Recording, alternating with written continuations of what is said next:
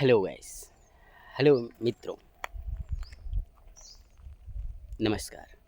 मैं आज आपको एक विपश्यना सेंटर का विपश्यना मेडिटेशन सेंटर जहाँ मेडिटेशन कराई जाती है उसका एक छोटा सा नज़ारा दिखाने जा रहा हूँ।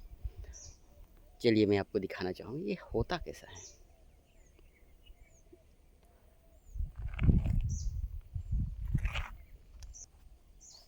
देखिए ये फील्ड है, यहाँ पर धान लगी हुई है। ये पूरा सामने पहाड़ दिख रहे हैं आपको, 2 पहाड़। ये पूरे जंगल है। सामने एक छोटा सा फील्ड के बीच, जंगल और पहाड़ों के बीच में धम्म उत्कल विपश्यना केंद्र, यह खरियार रोड उड़ीसा में स्थित है। और मैं धीरे से आपको अंदर प्रवेश करा रहा हूँ। ये हम इस गेट पे आते हैं। जब मैं भी यहाँ पर पहली बार आया था तो ऐसा लग रहा था कि किस जंगल में मैं फंस गया, लेकिन ढूंढते ढूंढते यहाँ तक पहुँचा। यह सेंटर डेवलपिंग है, डेवलप्ड हो नहीं पाया है बट डेवलपिंग है। और यहाँ पे इतनी शांति है, इतनी शांति है प्रकृति के बीच में। क्या खूबसूरत नज़ारा, क्या खूबसूरत माहौल। इसकी कण कण में एक ऐसा वाइब्रेशन है, एक ऐसा प्रभाव है जो यहाँ आते ही एक अनुभूति होती है। ऐसा लगता है कि इस जगह पर आकर के अद्भुत शांति प्राप्त हो रही है। इतनी खूबसूरत ये प्राकृतिक छटाओं, प्राकृतिक नज़ारों के बीच, प्रकृति के बीच में फैला हुआ। आप देखें सामने जो दिखाई दे रहा है एक मंदिर जैसा, मंदिर नहीं है वास्तव में, वही मेडिटेशन का केंद्र है जिसे हम शून्य घर कहते हैं, भगोड़ा भी कहा जाता है। छोटे छोटे बहुत सारे कमरे हैं गोल, और बीच में एक हॉल है।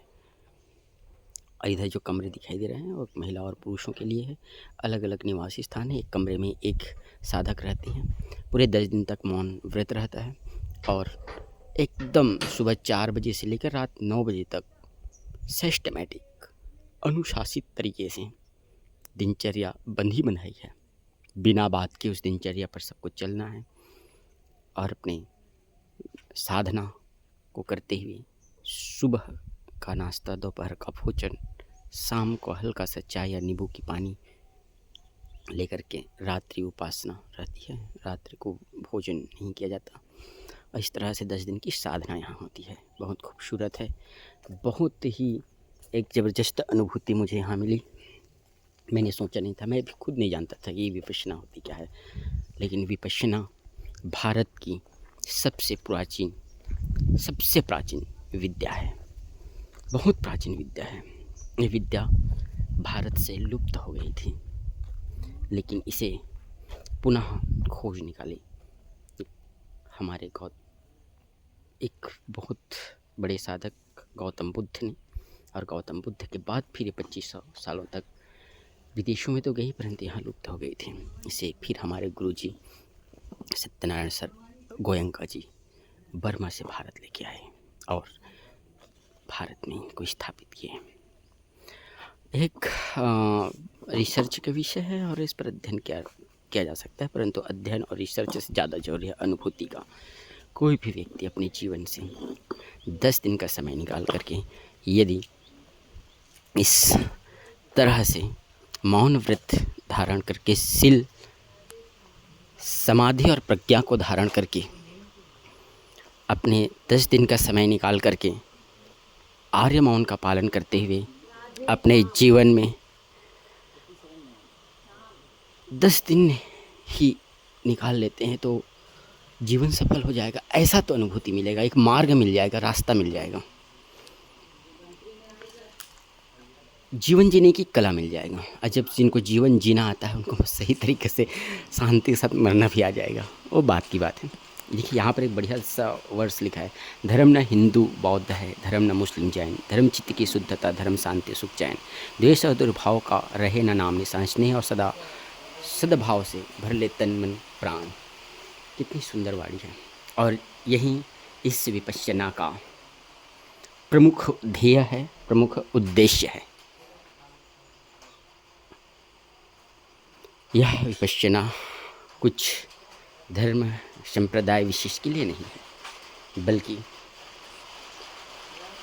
हर व्यक्ति की मंगल कामना और स्वयं के मन की शुद्धता है। मन की शांति, मन की शुद्धता और चित्त की एकाग्रता ही विपश्यना का उद्देश्य है। और अपने इस जीवन का अद्भुत समय का सर्वश्रेष्ठ उपयोग इसी से प्राप्त होता है। सामने हमारे टीचर हैं यहाँ की दिव्य अम्बा माँ, और इस तरीक़ा से हमारा सेंटर्स, सामने महिला निवास और शून्य घर में धीरे धीरे यहाँ से जाते हैं। और ये हमारा टीचर है। सामने धम्मा हॉल है, धम्मा हॉल में ही हम एक साथ ग्रुप मेडिटेशन करते हैं। और ये सामने निवास स्थान है जो पुरुषों का है। एक एक कमरे में एक साधक रहते हैं ताकि एक दूसरे से बात ना करें।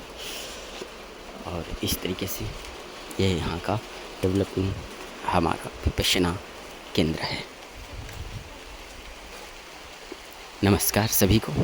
कभी समय मिले तो मेरा पूरा वीडियो देखें। और उससे भी ज़्यादा महत्वपूर्ण है कि विपश्यना के लिए अपने जीवन का सबसे महत्वपूर्ण समय निकाल करके 10 दिन अवश्य दें, क्योंकि यह 10 दिन समय किसी और के लिए नहीं बल्कि अपने जीवन का सर्वाधिक बहुमूल्य और सर्वाधिक सदुपयोग होने वाली समय होगी। जय हिंद।